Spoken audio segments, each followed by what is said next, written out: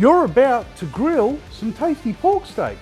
Start by grabbing a pork Scotch, also known as a pork collar, a pork neck, a collar butt, a pork neck fillet, a pork shoulder fillet, and many other names. I picked this pork Scotch up from Mick, my butcher out at Gippsland Premium Meats. I like to slice mine into 25mm thick steaks, the perfect thickness for grilling, making each one of these around about the 200 gram mark. When seasoning pork, you can always add some sweetness.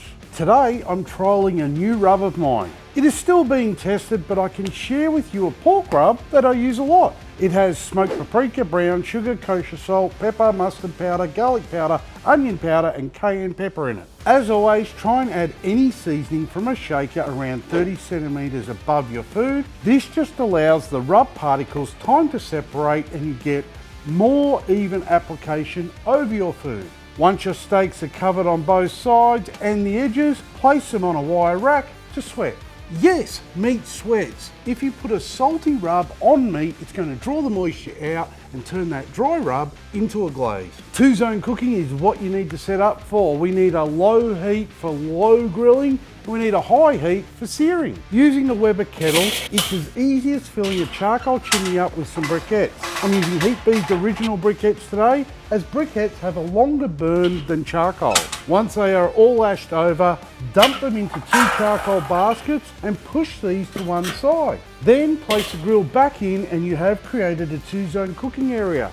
Cooler away from the heat and hotter directly over it. Yet today I'm placing the charcoal baskets in the center, and I'm using this Santa Maria grill from Smoky BBQ. In the up position we have our low temps area, and bringing the grill down we have our hot area. Timing is everything, and it's now time to start grilling. Give your grill a light coating of oil and place your steaks on the cooler zone to start off the cook. I'll leave the steaks alone for 30 minutes. So grab a drink and just find something else to do. After 30 minutes, I'll turn the steaks over and get back to doing nothing. We need to render down some of the intramuscular fat in these steaks before we can sear them. Most recipes require pork to be cooked to 63 degrees Celsius internally when grilling. Yet we can push these steaks further. Why? Because science said so. And the intramuscular fat and collagen within needs to reach a temp of 71 degrees Celsius to start dissolving, all the way up to 82 degrees Celsius. Basting meat with butter is always acceptable. In a small pot, add way too much butter and let that melt down over a low heat. Once melted, add some garlic, maple syrup and fresh lemon juice. Stir and remove from the heat. This cook will take an hour and 10 minutes. It's easy, 3-beer cook. Look, it's come to my attention that you didn't subscribe. Why not? It's free. Do you like playing with fire?